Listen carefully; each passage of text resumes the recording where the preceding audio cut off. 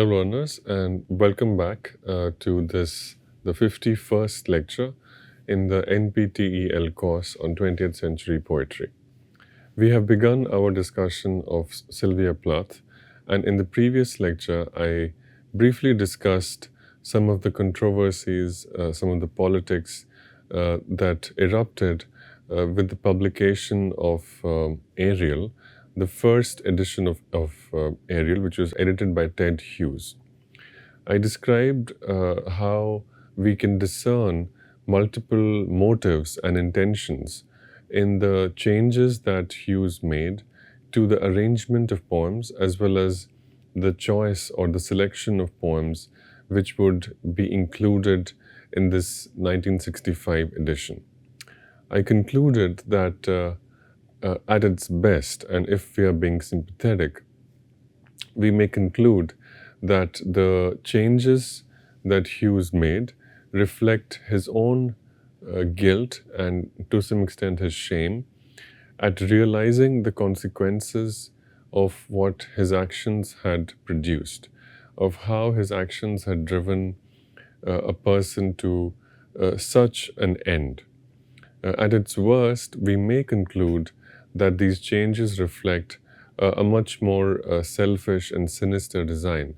They reflect a desire to mislead readers and to misrepresent an innocent other person in order to save one's own reputation and in order to protect one's own career and life. We cannot answer these questions. Which was it? We cannot know this for a fact. We can only speculate based on the evidence and the written evidence that has been preserved for us. We can also look at individual poems, and that's what we will do in a while. One case study is a poem titled The Applicant.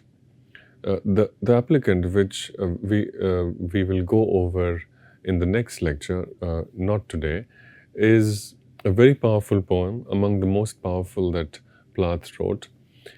It involves four speakers or four actors in a drama, and one of them speaks about a woman, or rather a woman who can be taken for a wife and who can become sort of a utility producing object or thing for a person who owns or maintains this wife or object. Many readers have argued and noticed that the poem is a thinly veiled account of Plath's own relationship involving both her courtship and marriage to Hughes, but also her reflection on what the spiraling and unraveling of her marriage, how such unraveling gave her the opportunity to reflect on the meaning of marriage as an institution. This poem is a poem that Hughes chose to include, that is, Hughes allowed it to stay, even though I think Hughes might be inclined to not do that. Nonetheless, this is a poem that Hughes does not exclude from his edition of Ariel, but changes the location.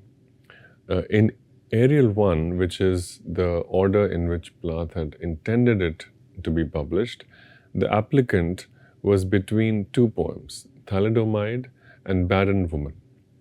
In Ariel 2, the applicant appears between Sheep and Fog and Lady Lazarus. The former location, that is, if the applicant is placed between Thalidomide and Barren Woman, makes it clear that the poem is about Plath's own disintegrating marriage to Hughes. For Perloff, the context of Plath's marriage, Hughes' adultery, his relationship with Assia Weevil, supply the missing clues to an interpretation of the applicant. It is an allegory. An allegory literally means that while we are being told a story about one thing, we are also being implied that the story we are hearing is a reflection or a kind of prophecy of another story. So two stories are told, but only one is explicitly mentioned while the other is implied. Allegory is a word that Plath had used in the context of the poem Daddy. Daddy is also a poem that we will read and examine in greater detail in subsequent lectures. The applicant in the poem of that title is both Hughes and someone like Hughes, someone with a mercenary approach to relationships, to other human beings, and such a person is not by definition male or female.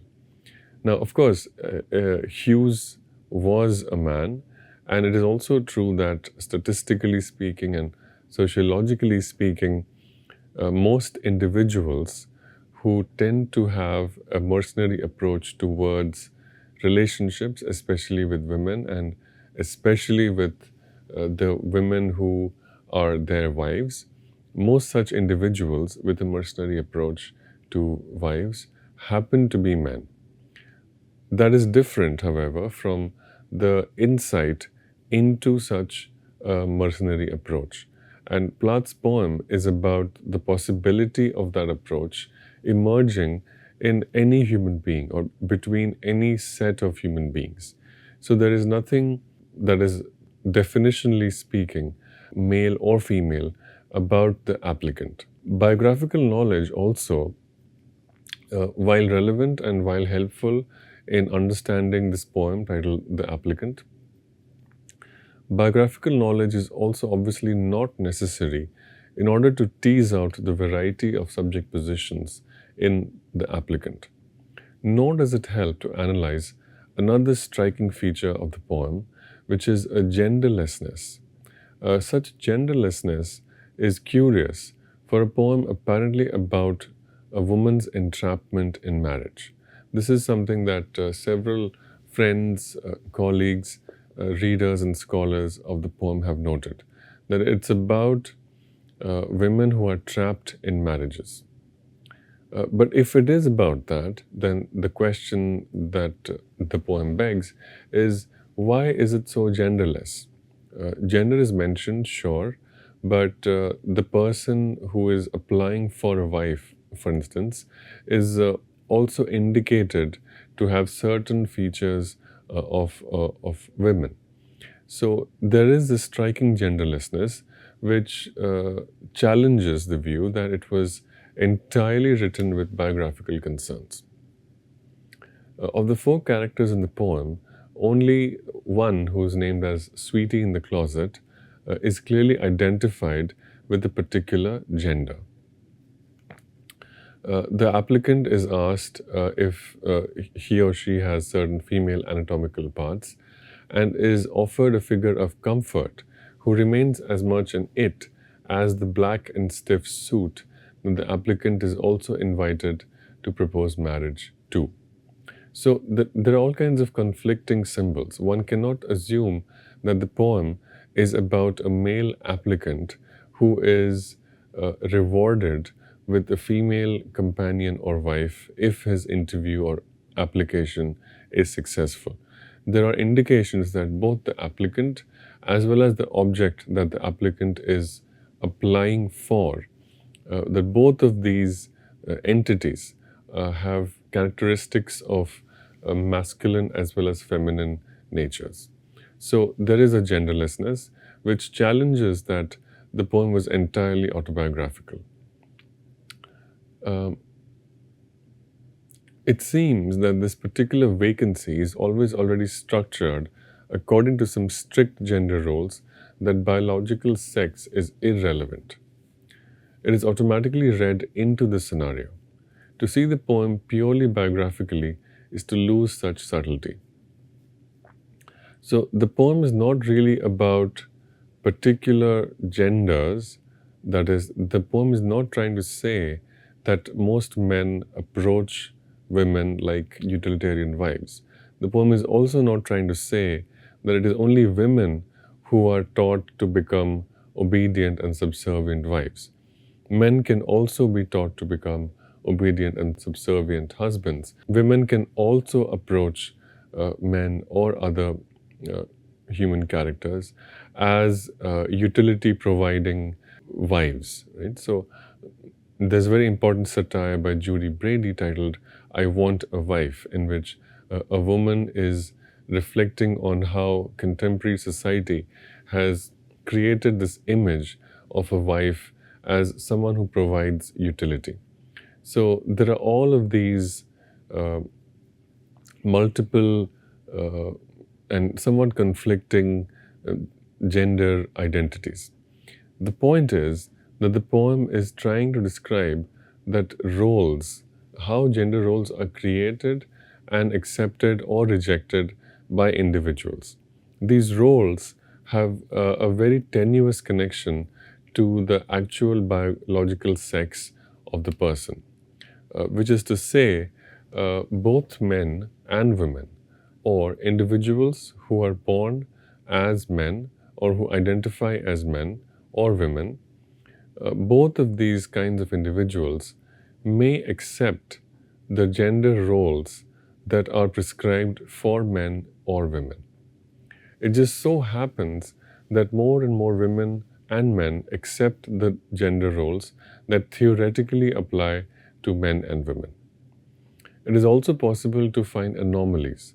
Anomalies meaning instances where individuals who are born with the anatomical or genital makeup of male men or women choose to identify with a different gender and choose to accept the gender roles of that gender. So a person may be born a man but may choose to identify and accept the gender roles that are prescribed for women. In this sense, Sylvia Plath's poem is incredibly forward thinking and anticipates many of the concerns of a later era. Now, another way in which the sequence of poems for Ariel is changed is with the beginnings and the endings.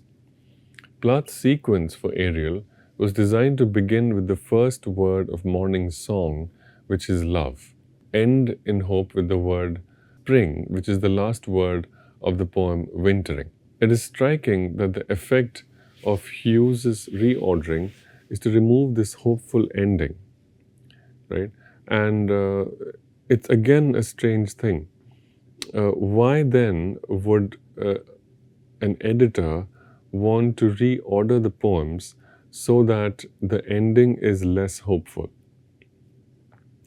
Now, again, the same conclusion or the same interpretation seems or appears to be useful, which is that for Hughes, there was a benefit in creating an arrangement which seemed less hopeful, which seemed quite cynical, pessimistic, and almost on the brink of despair.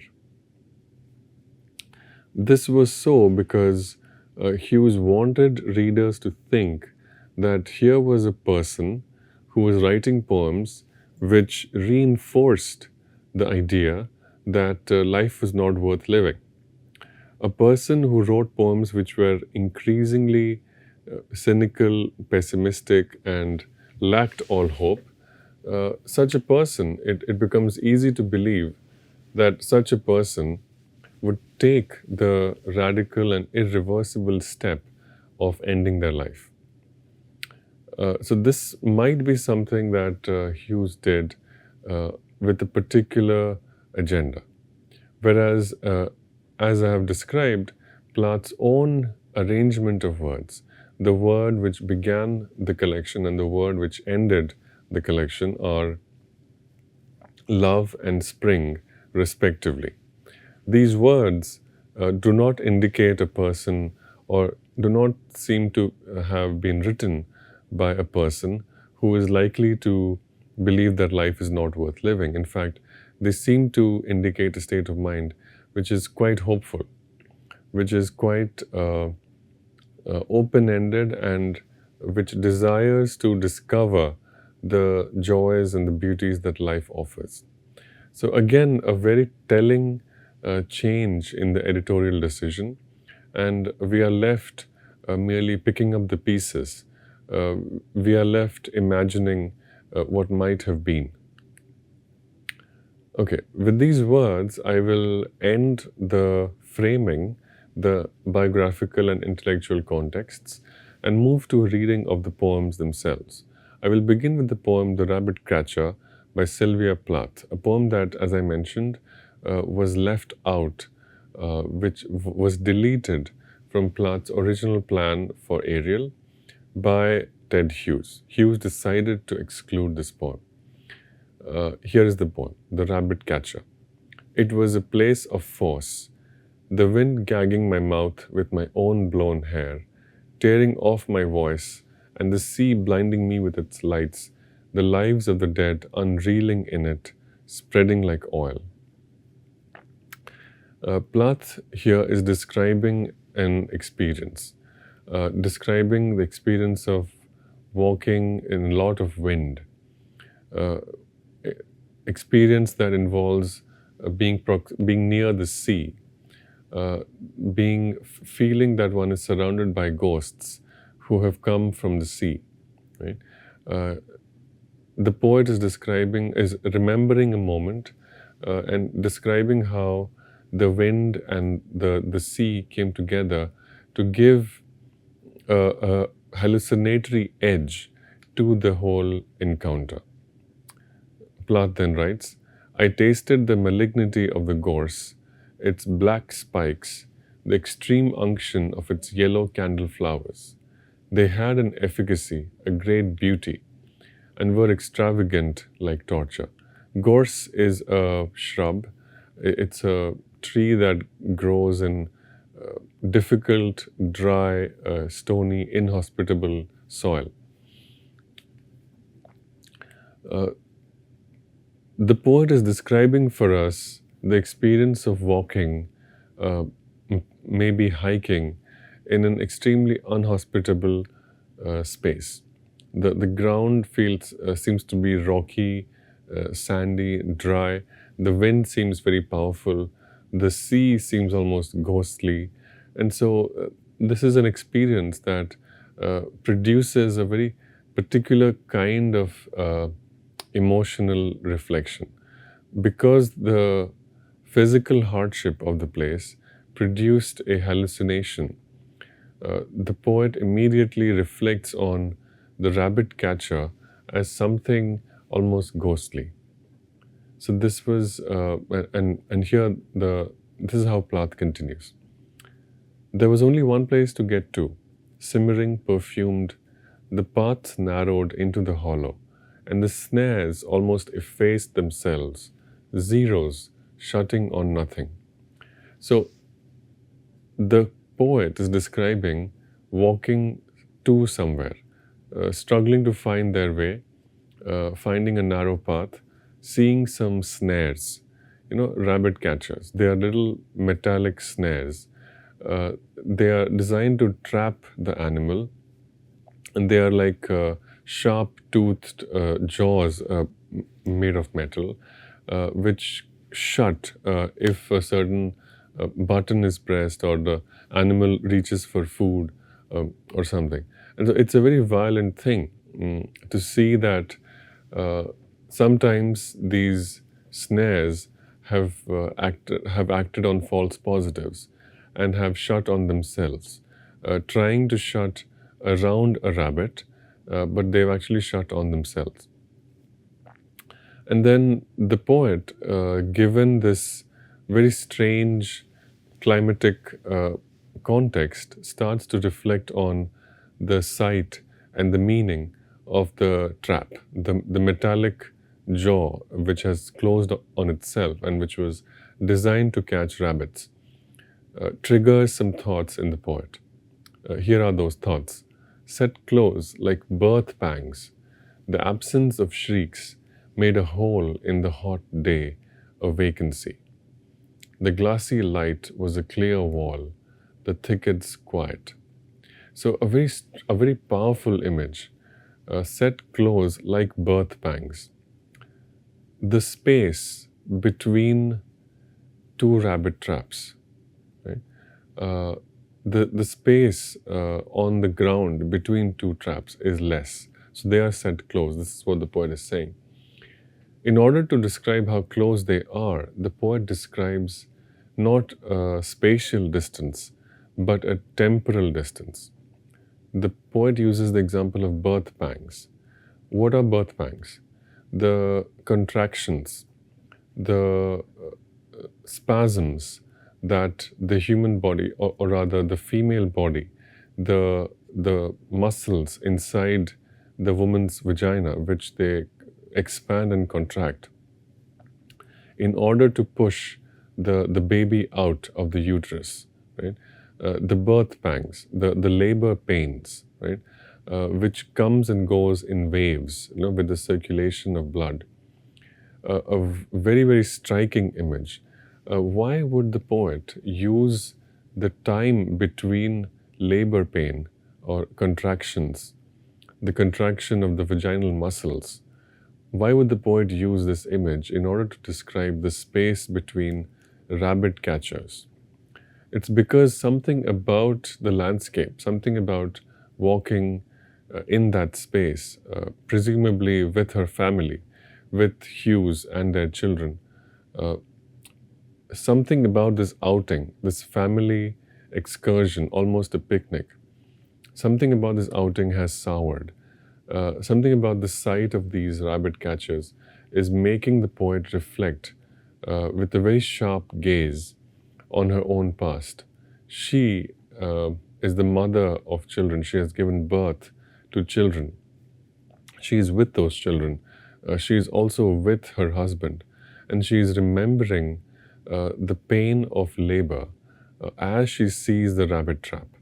Right? So something has started. The poem has begun to thicken the plot. The poem has begun to introduce the key emotional tangle, which we will now explore further. This is how the poet goes. The absence of shrieks made a hole in the hot sky.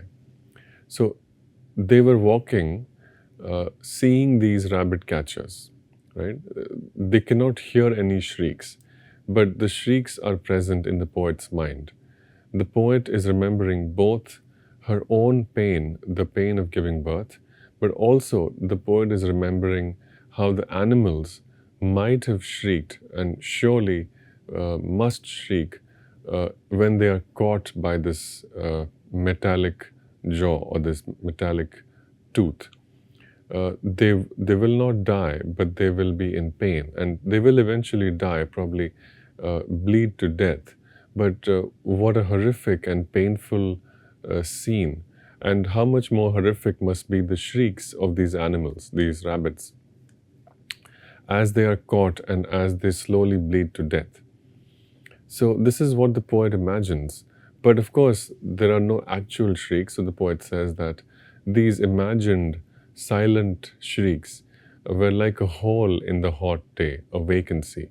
A hole also reflects a new set of thoughts, a set of reflections on her own past, which are entirely disconnected to the outing that the poet is currently undertaking. Further, the poet goes, I felt a still busyness and intent. I felt hands around a tea mug, dull, blunt, ringing the white china. How they awaited him, those little deaths. They waited like sweethearts. They excited him. So this stanza needs some clarification. The poet says she felt a busyness, an intent. The poet felt hands around a tea mug. The poet contrasts the violence of the rabbit catcher with the comfort and the privilege of someone who is sitting in a warm house, warming their hands around a mug of warm tea. Right? White china also signifies comfort and privilege. And then the poet says that someone was awaiting something. And then there are little deaths.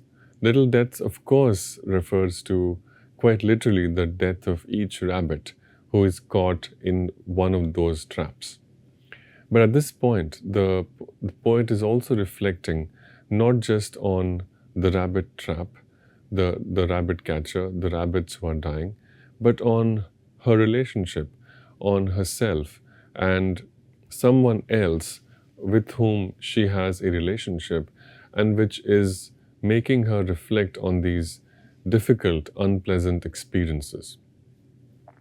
So, is Ted Hughes the person who is sitting and waiting with a warm tea mug, who's warming his hands, caressing this warm mug of tea, while he's and while he's resting with this warm cup of tea, the rabbits are being caught by the traps that he has laid, and he's about to have them for a meal. Is that what it is? Maybe. But then also, uh, they awaited him those little deaths, right? So the sentence suggests that Hughes himself is going to become like one of those rabbits. He himself will be caught in a trap. So what awaits him is also a little death. So the little death is the experience of the rabbit caught in a trap, but the little death is also what awaits Hughes. And it's a little death which is compared to, which might be compared to, given the fact that Plath took her life, with the bigger death of Plath herself. And the poet is suggesting that these little deaths may amount to something comparable to a big death. But the difference is that these deaths wait for Hughes like a sweetheart. The sweetheart, in plural, like sweethearts, also suggests and refers to Hughes's multiple extramarital relationships, which Plath was aware of. And the sentence, "they excited him," suggests that Hughes was honest enough and sincere enough and guilty enough and also ashamed enough to know that what he was doing was wrong, and that these actions would eventually catch up with him, that he would not be able to run away from the consequences of his actions. So a lot being compressed into this image of rabbits being caught in their traps while people sit and warm their hands around cups of tea. Further, and now we are reaching the end of the poem. And we too had a relationship, tight wires between us, pegs too deep to uproot, and a mind like a ring, sliding shut on some quick thing, the constriction killing me also. So now, in this final stanza, Plath, the speaker of Plath's poem, both subjects, they finally reveal their cards, as it were. They make it clear that the rabbit catcher, the traps that the poet was observing on the ground, they were a symbol for the relationship between the poet and someone else. Given the context, we can safely assume that this person is Ted Hughes.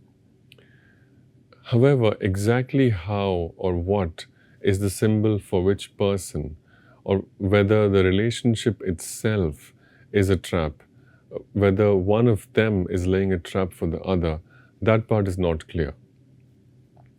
But it is clear enough that for Plath, the sight of the rabbit catcher gives a particularly sharp insight into this relationship. She says, "We too had a relationship, tight wires between us, pegs too deep to unroot, and a mind like a ring, sliding shut on some quick thing." Right? So just like the rabbit traps were set in the ground, they were almost like tragedy waiting to happen, and nothing could be done to undo it. They were fixed, that is to say, their pegs were too deep underground. So even if one wanted to, if let's say the farmer or the owner of the forest or the land or the hunter decided that it was too violent and decided to take them out, he or she wouldn't have been able to because they were dug too deep into the soil. Similarly, the minds of Plath and Hughes were become like these rabbit catchers. Their minds had so strongly set into certain patterns. Their minds had so fixed each other in particular kinds of images. They both had such strong and rigid expectations of the other that it was difficult to make their relationship a less violent, a less judgmental, more ethical, more free space. Just like the rabbit catchers were moving automatically, there is something very anonymous, something very automatic, something very reflexive about the way the rabbit catcher moves. Tight wires immediately pull something and slide shut. The way the jaw slides shut, the way the metal jaw of the rabbit catcher slides shut on a quick movement of a rabbit. This is a very, very specific analogy for how two people can react to actions or words from another person. So the way Plath might have reacted to something that Hughes did or said, or equally, the way Hughes would have reacted to something Plath said or did, that reaction is compared here, is likened to the way the rabbit catcher moves. It slides shut on a quick thing. So both Plath and Hughes can be the trap, and both Plath and Hughes can be the rabbit that is trapped, that is simply an innocent creature, but who is caught in this very violent, painful, and unnecessary trap, whose final consequence is that the rabbit will be bled to death. So extremely violent, but ultimately what the poem stages is not that relationship is violence, not the conclusion. That is not the conclusion. The poem ends with a line which suggests that it was the thought which was constricting. It was the idea that a relationship could be like a rabbit catcher. The last line is, the constriction killing me also. So killing me also suggests that both the reality of their differences as well as the awareness, the self-consciousness that despite knowing these differences, the two of them, despite being extremely intelligent, perceptive, sensitive individuals, they fail to change how they related with each other. So this is a tragic poem, but it turns on some very detailed images which describe some horrific violence, but the conclusion is not to equate the relationship with the violence. The conclusion is to shed light on the workings of the poet's mind. And Plath's mind here is self-reflexively shedding some light on how the brain uses evidence in order to connect unrelated things. I will stop this discussion here and continue with the discussion of another poem which is also deeply related to this one in the next lecture. Thank you.